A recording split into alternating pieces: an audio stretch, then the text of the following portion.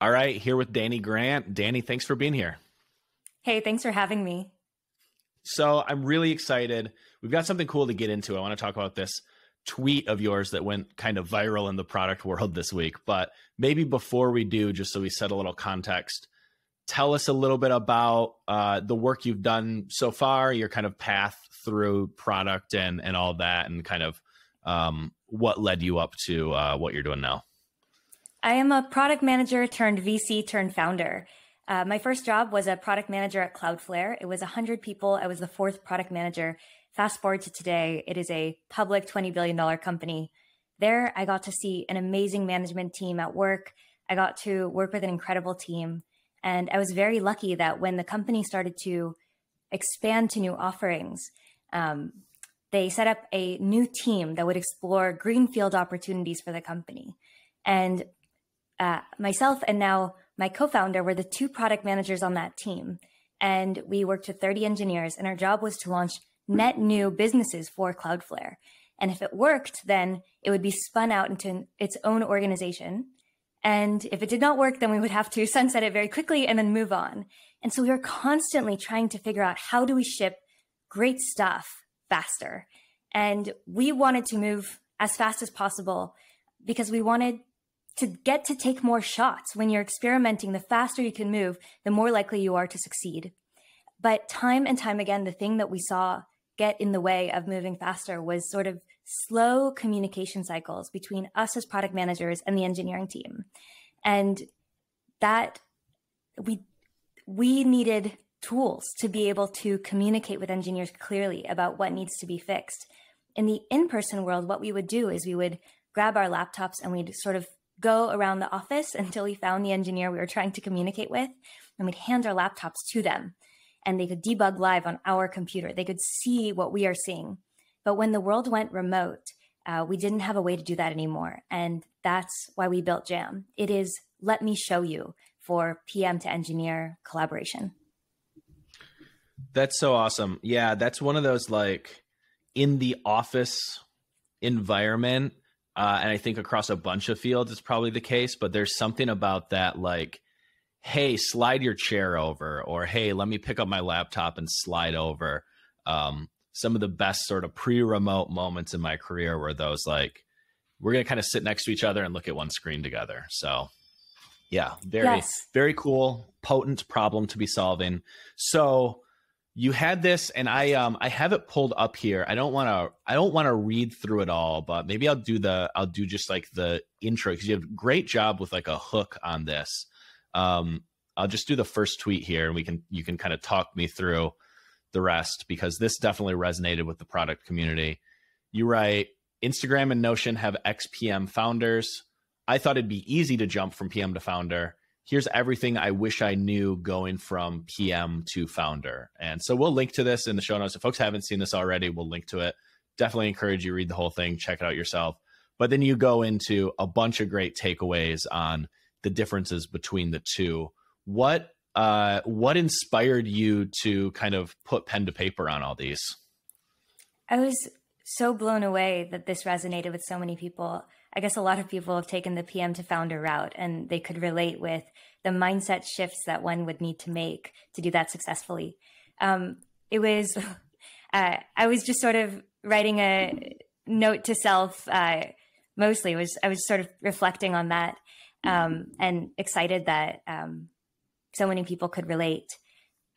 When you are building a startup, people say you're not building a product, you're building a company. But it's really hard to internalize what that means until you are in it. Because when you start, most companies start around a product. Like, there are very few companies who start a company and then they're like, well, what should we build? Like, most companies start with a product idea. And your first job as a founder is to build something, is to build the product, is to build something that's so awesome that people spontaneously tell other people about it. Sam Altman has a great little YouTube video clip as part of Startup School, where he talks about how most of the successful products that you have heard of, you heard about them because someone told you about it. And like the first Mm-hmm. time you heard of Facebook, Reddit, Notion, Slack, someone probably told you like, hey, this thing's awesome. You should check it out. And so the only path to success, if you're building a bottom up, like product-led growth motion, is you have to build something that's just so awesome that people spontaneously tell other people about it. And so that takes a lot of PM skills. But unlike Mm-hmm. being a PM, you build the team, you ensure there's great process. You're building the brand, you're building the go-to-market. And if you don't have those things in place, then once you have the product, there's not enough heft there to support it. And so it's an interesting mindset shift to make. Yeah, absolutely. A couple things here. One, great call out with the Startup School series. That is, if folks haven't seen that, that is really, really good content. And I don't know if it's even like the original. I think he did like a course at Stanford, or like did a series of lectures at Stanford, how to start a startup, I think it's called. And I don't know if they've updated it or if it's the same. Even if it's the original content from like 2014, it's awesome. But I remember when I got my first job at a startup to just kind of like dive in and learn this world, I remember mowing the lawn with headphones on, just like listening to all of those.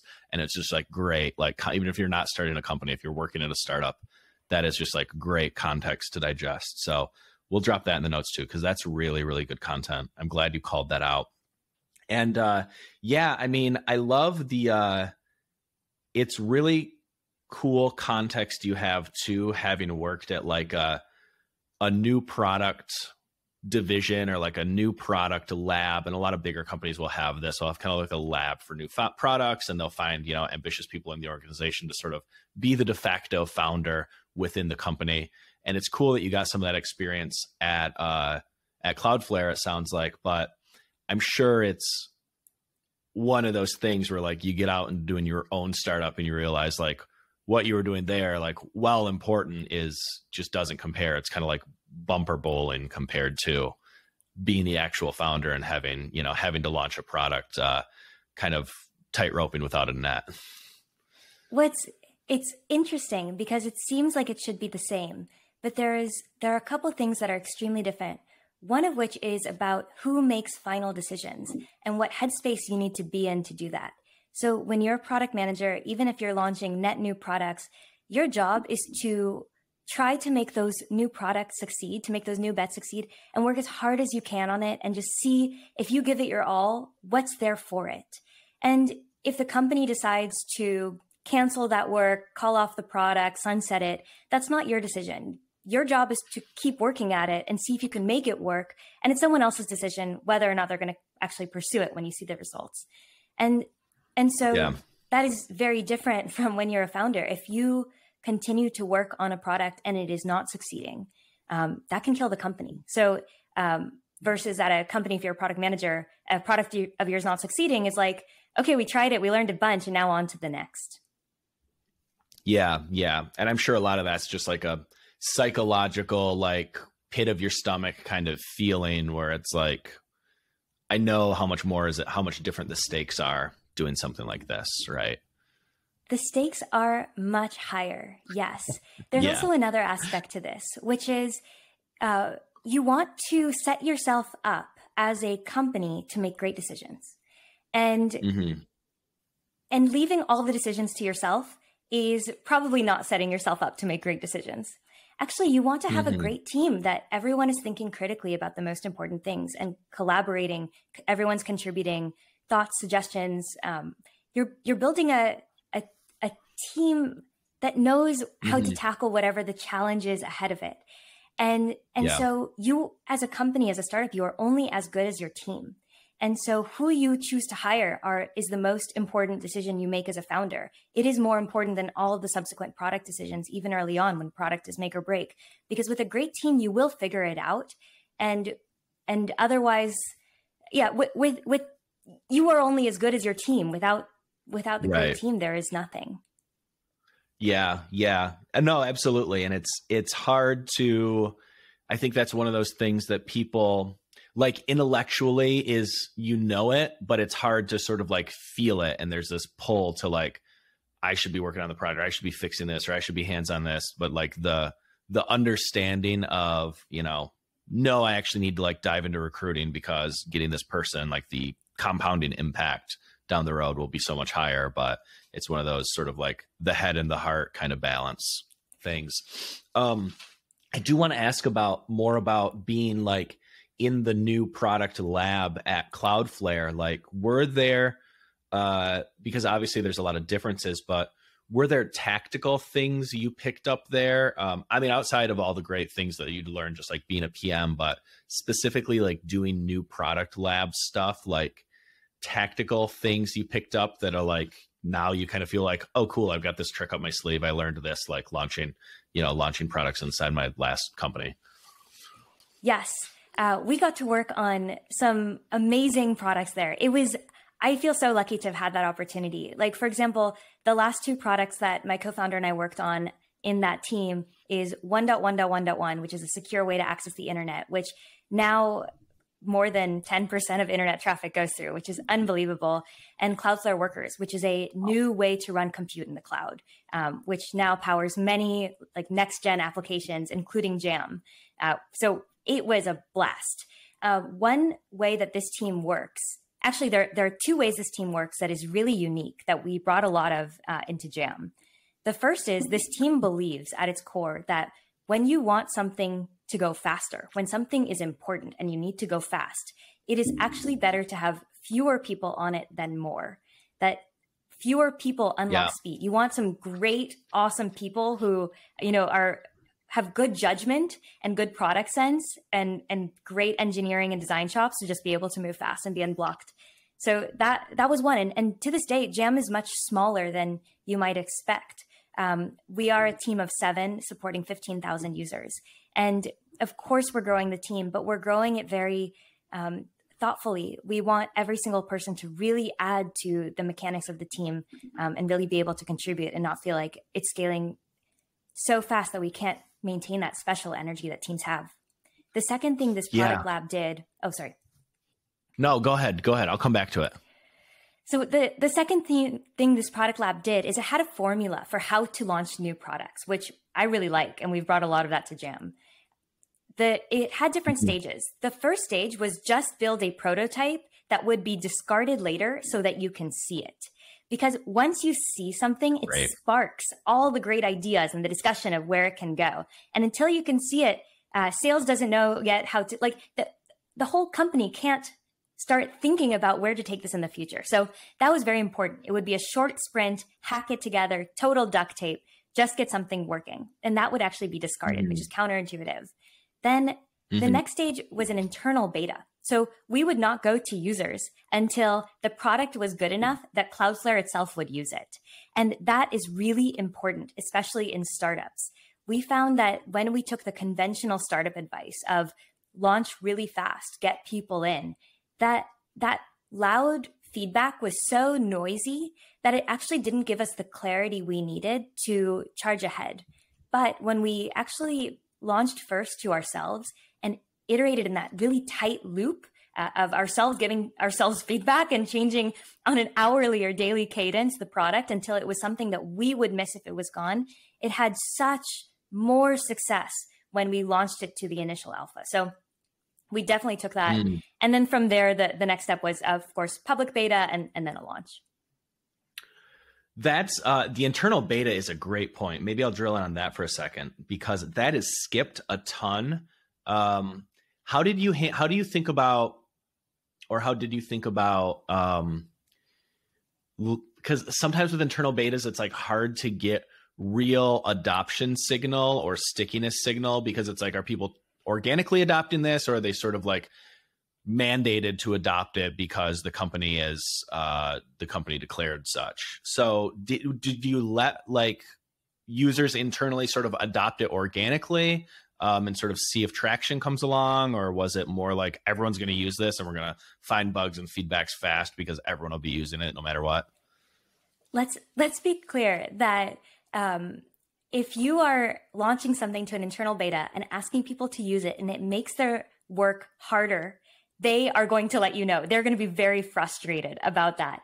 And so the pushback you hear internally is like even less than the pushback your customers are going to get.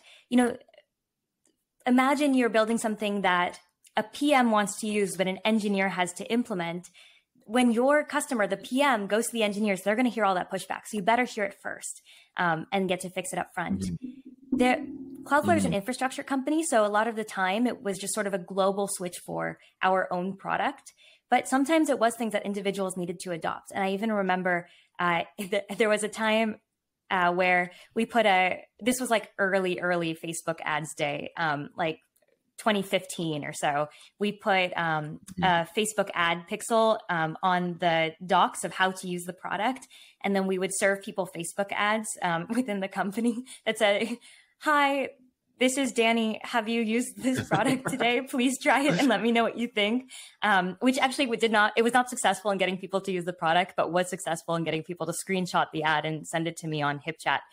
So, that's amazing. You win some, you lose some. Yeah. And then as everyone who works does marketing for a developer tool company learns, every developer in the world has ad blockers turned on anyway. So very, very hard to do paid ads against that audience as a baseline.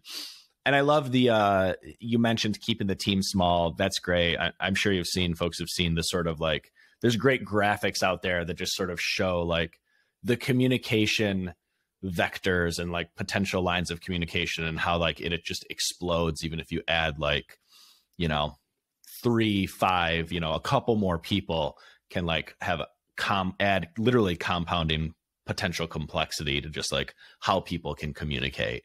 So I think the keeping it small, and you said 7 people at Jam right now. That's right.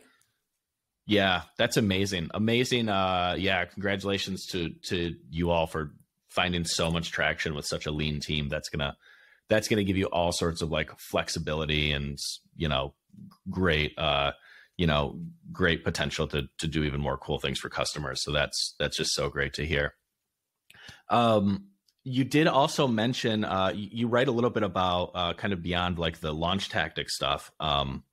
In your tweet thread, you wrote a little bit about just like all the other kind of, I'd almost call them like foundational skills you pick up as a PM that have been helpful as a founder and jumping into the startup journey. And I think a lot of PMs are kind of at that inflection point where like, do I kind of have what it takes to be a founder or to launch this thing, or I've been thinking about this, or hacking at something on the weekend, and they kind of wonder if they have what it takes to take the leap. And I think you did a good job like laying out, maybe talk me through some of the qualities that you think good PMs have that translate well to being a founder. One of the things PMs have to do is communicate so clearly that their extended teams can make decisions that are in line with the company's goals and the product's goals. And that translates so well to being a founder. When you're a founder, your core job is to set up the team to succeed together. And to do that, you need to communicate clearly so that everyone has all the context. Most conflict in the workplace comes from 2 parties not having the same context or the same set of ideas about what the goals are. But once everyone's on the same page and has all the context, it's actually really, really easy to work together because things look much clearer. And so that translates very well. Written communication skills, verbal communication, working with engineers, gathering user feedback, something both PMs and founders need to do, especially in the early stages of starting a company when you're searching for product market fit, is ingest like a fire hose of user feedback and data and try to make sense of it. Like what are the gold nuggets in that? It's very tricky to do, but PMs get really good at that. I think that some PMs listening may think like, why is it even a question? Like being a founder sounds great. But I think it's not that easy. I think it's more complicated than that. When being a founder is really rewarding, but it's also a high stakes, very intense game. And you need to know if you like the game. Because if you don't like the game, you won't like being a founder. But if you love the game, which I do, it's very enjoyable. When you're the founder... What are some of the things you lose being a founder? Or like, what are some of the things about product? If you're in product and like, I love these things, I don't want to lose them. Do you have to be prepared to sacrifice if you take this path? When you are a founder, everything is personal. You feel personally the ups and downs of the company. If there is a problem, it is your problem. If things are going well, you feel it. If things are not going well, you feel that too. Every single company, it has near-death moments. I've never heard of a company that's been all fun. Companies take a really long time. Notion, which is a company and product I really admire, is more than 10 years old. When you're the founder, you can't leave. You take on the responsibility, and you have to handle that as honorably as possible for 10 years. And so it's a big commitment, and it comes with with the intensity of that, which I love. I love the intensity. I wanted more as a PM, but it's worth knowing before you start, because when founders speak in public, they talk about the glory and they don't talk about, the near-death company moments. I do think in a roundabout way, there is a good, I think product work can be a good training ground for some of that, because you do, I think, as a PM, learn, you develop a sort of ability to handle the opaque and the uncertain, and like, yeah, you're responsible for the overall product success, but you also know, like, there are things within that I can control and I can't, and there's like things I can know and that I can't, and it's like, I don't think product work is a good path like founder if you really like input output control over everything, if you're really uncomfortable with like uncertainty, right? And I think good product folks understand how to just sort of live in scary uncertainty in a lot of ways. The scary uncertainty changes in tone. So when you're a product manager, you don't make all the decisions. There are decisions being made by the company management team that you just work with. That's the job. When you are a founder, you don't make every decision, but you are the final say on every decision. And, I don't know if you play chess, but if you play chess and you blunder, it's like you caused yourself to lose and it feels really bad. Okay, imagine it's not chess, it's your company. When you made the decision and it was a wrong decision, it's really tough. And there's comfort that comes from knowing as a PM that you may make decisions, but if the management team doesn't agree with it, they are the backstop. They will be like, oh, we shouldn't do that. And that doesn't exist. And the stakes are much higher, where it's like, it's not one product within a suite of products that may get sunsetted. It's your company and all the people who have joined you to build it. They're working as hard as they can. And if you are making decisions that get in the way of their success together as a team, well, that would suck. And so it really comes with a lot of responsibility. As a PM, you can turn yourself away from your work. You can take an evening off. You can go on vacation. As a founder, you can technically do those things, but you are never really disconnected, because the consequence of missing an important decision, missing an important moment in startups every day is a high stakes day. Lots of big things happen every day, which is awesome. But it means you're really attached to the company. It is 24/7. It never ends. It's 10 years. And so I think that is one of the enjoyable parts of being a PM, is that actually that freedom that you have, that distance emotionally from the product, from the company, gives you clarity to actually make better decisions. And it's one of the things I envy of my former PM self, the ability to take a step back and see things maybe even more clearly than I can as a founder. Yeah. Let's stick with that for a second. Let's spend some more time with your former PM self, because I'm really curious, now that you have this perspective, what would be, either to your former self or to other PMs, what would be your advice now, or around how do you be a PM? How do you communicate up to the founder? What does like a good PM founder relationship look like, now that you've kind of seen both sides of it? Because when you're the founder, you're so emotionally close to everything, which makes it hard to see things as clearly, or sometimes even take a big risk. Like you got to do it, but like it's challenging. Mm. You really count on the people you hire to be thinking clearly with you. And so one of the mistakes I made as a PM is sometimes I would like sort of just be assigned a product and I would just take it and run, but not take just a few hours to think clearly, do some research. Will this succeed? And in moments where I skipped that step, ultimately, sometimes we sunsetted the product, and that was my failure as a PM. I think that PMs should realize that the founders don't know everything. I mean, obviously, and they're really counting on their team to think with them and be real thought partners. And so if you're a PM and you're working on something, taking a step back, seeing like, oh, I think that this part of the plan actually may not work, but if we do it this way, it can, and pitching that to the founder with your reasoning can be a huge, huge benefit to the team. It's really a way to be like a 10x player on any team. Yeah, I think that's great. I think that's great advice across a lot of functions, and people can get, and it's a tough, it's a tough sort of line to walk sometimes, but people get trapped into thinking like, well, the founder said they have an opinion that's this, or they think the best course of action is this. So I guess we have to like go along with them because they're the founder and they have this conviction. But I think a lot of times like they're looking for more a conversation and a diverse pool of perspectives instead of just, hey, I know the answers. And it's like, yeah, some founders are like that. And my suggestion is run away. But they're probably not doing, hey, I know all the answers and you need to follow me.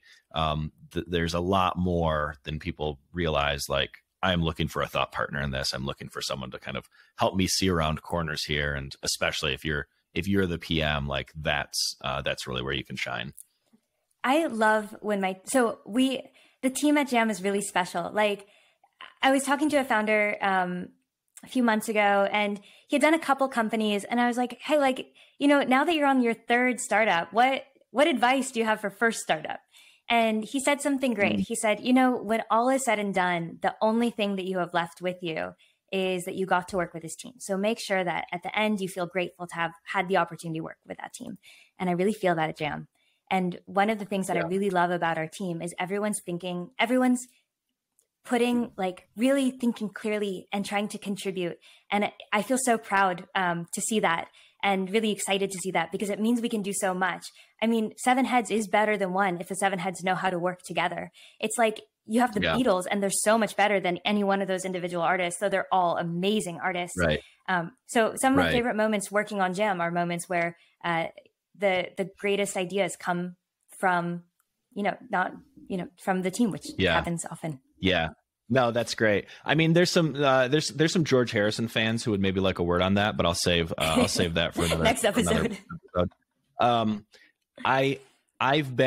on this is the 4th startup I've worked at. One public company, four startups across the seed and A. So folks sometimes kind of ask me about advice or thoughts on, joining startups. And I think this is great advice for any endeavor, but especially if you're thinking of joining a startup.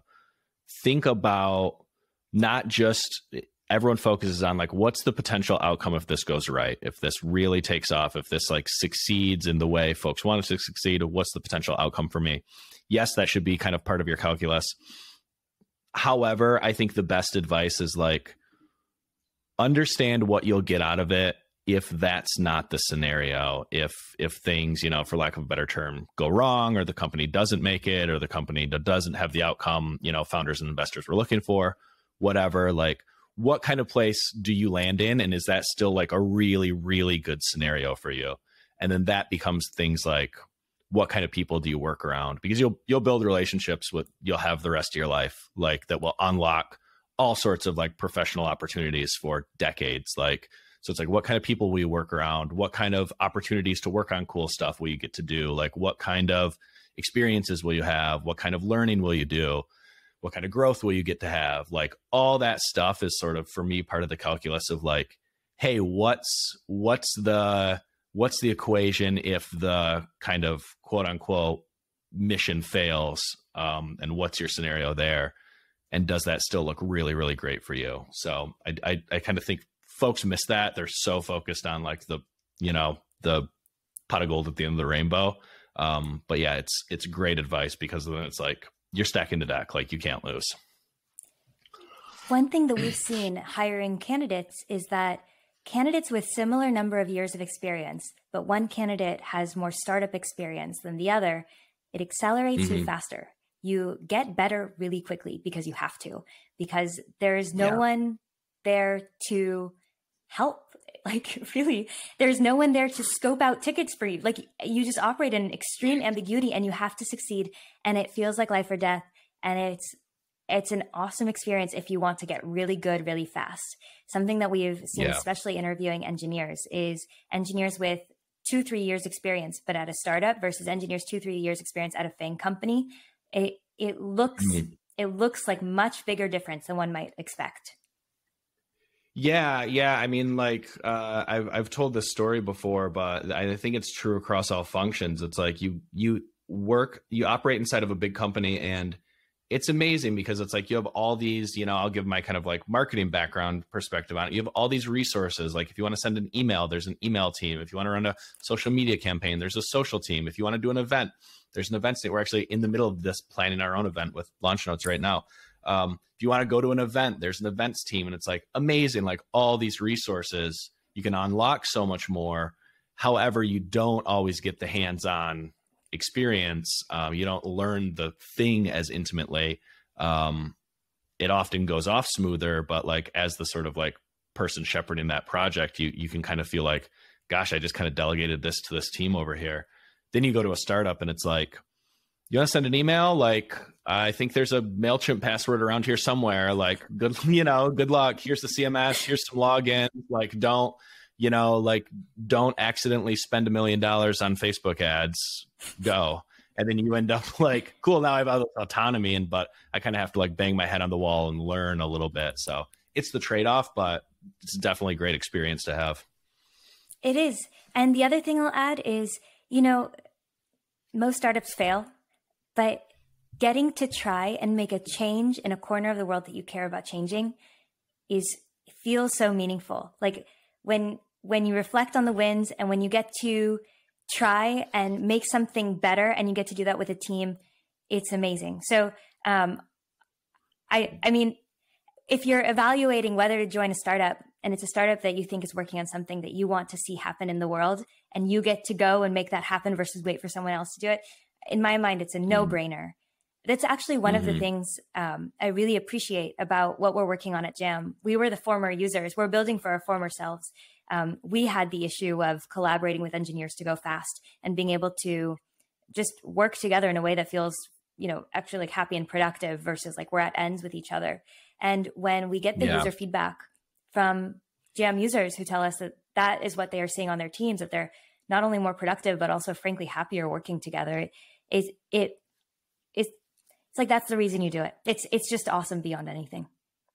Yeah. No, and it's true. Like you'll end up building relationships and connection. It's the best kind of networking. Like here's the secret to networking. It's not going to some, cheesy networking event with a stack of business cards and trying to like schmooze a bunch of strangers. Like networking is just like keeping in touch with the people you've worked on years and years later. And like your network and your relationships, you'll build relationships with people who you'll have for decades, the rest of your career. They'll go on to start other companies. You'll work with them again. They'll fund you if you want to start your own startup. They'll introduce you to someone if they have another opportunity. Like that's not why you do it, but it's like, and then a lot of it's just like you could create some of the best friends of your life. Like these are people who will go on to be, in your wedding, at your retirement party. Like there's all these like rich relationships that you'll build, connecting with folks kind of like-minded in an environment like this early on.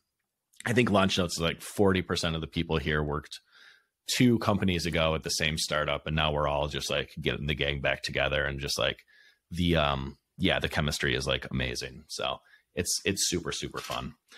That's awesome. Anything else with Jam you want to call out? Like any other cool stuff you all are working on or excited about or coming up that you can tease or talk about, or I don't know. Absolutely. So if you're listening to this, high likelihood you report a lot of bugs to engineers because you're a product manager, product marketer, and you collaborate with engineers to make your work happen.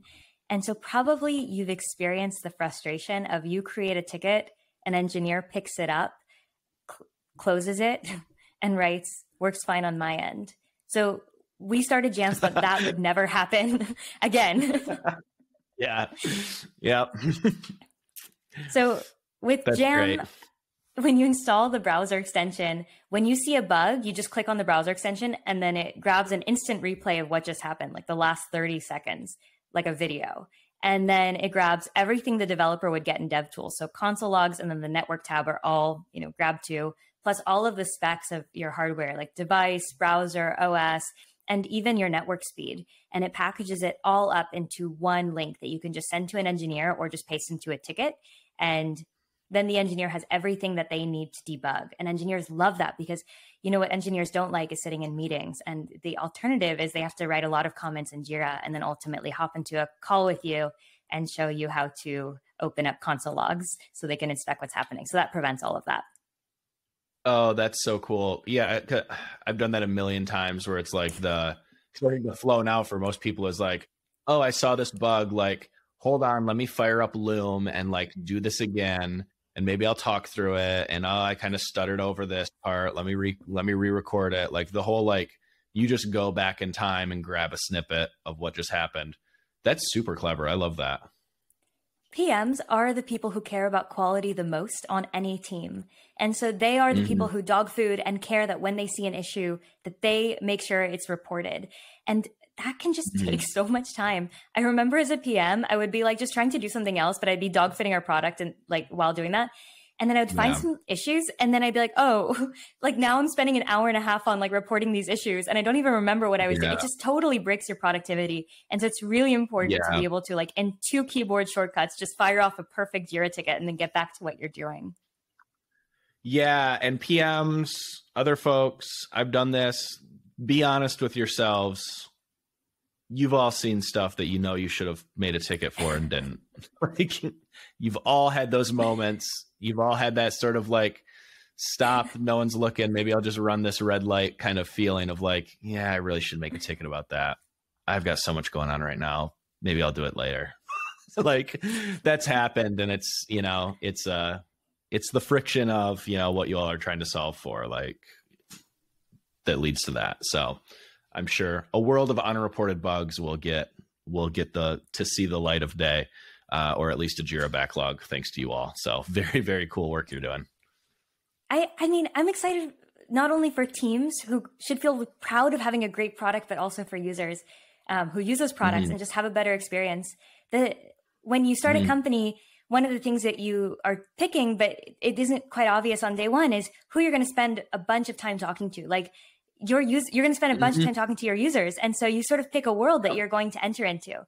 And what's so cool about our world of users is that they're all trying to make some change in the world. Like, these are all people with teams who are all trying to make a dent in the universe. And Jam is a tool that helps them do that just a bit faster, which is so awesome. And so, we feel excited about the types of things that they are building and able to ship better features faster to their users. Like, there's this great education company that uses Jam. They build special education software for classrooms, because what's cool about software is it can be personalized to the student, and a teacher with like 30 students cannot. And so for them to be able to ship features really fast that just work and are great means that they can unlock new ways of learning to kids sooner, which is so cool. Or like, so now at Jam, there are like lots of companies that we really admire use Jam at this point, like Ramp, Rippling, Peloton, but also there are now 15,000 users. So there's also this long tail of companies that just sort of impact our personal lives. Like the other day we were looking in the logs for something and one of our engineers was like, oh, that's the grocery store I used to go to when I lived in Portugal. Or I saw once in our logs, it was like, that's the hotel I stay at when I like visit my boyfriend in Berlin. Like, it was just like all these little things. And so my primary care doctor's office uses Jam, and I use that software, like talk to my doctor, book appointments. And so for them to be able to like fix issues faster means that patients get a better care, they get a better experience. And so for all of the unreported bugs, there's an impact on the other side. And I feel really excited about software being able to get faster. better. Yeah, those faster. moments are always so fun at a startup. I remember working on when we worked on Status Page, that another product that became like pretty ubiquitous in like the dev tools world, but then had a lot of end users. And my friend owns a coffee shop, and I was trying to explain the product to him, and they used Square, which was a customer of Status Page, and he literally had the Status Page bookmarked on his browser, and it was just like he clicked his browser bookmark. It's like, oh, you mean like this right here? It's like kind of like this. I was like, actually, exactly that. Yeah, definitely. Those little like serendipity, like my products out in the wild moments are always so fun. Oh, that's so awesome. I ran into a Jam user on the street twice in my life, and that was like so awesome. I mean, the product has been out for a year, right? Actually, like. So, I mean, more like, and very cool. And so that's rewarding. It's so cool. And like, by the way, just like putting my marketing hat back on, kick-ass name. I love it. Like, great name. Someday you're going to have to pay $100,000 for jam.com, which is unfortunate, but it's a really awesome name. That's kudos to my co-founder. So cool.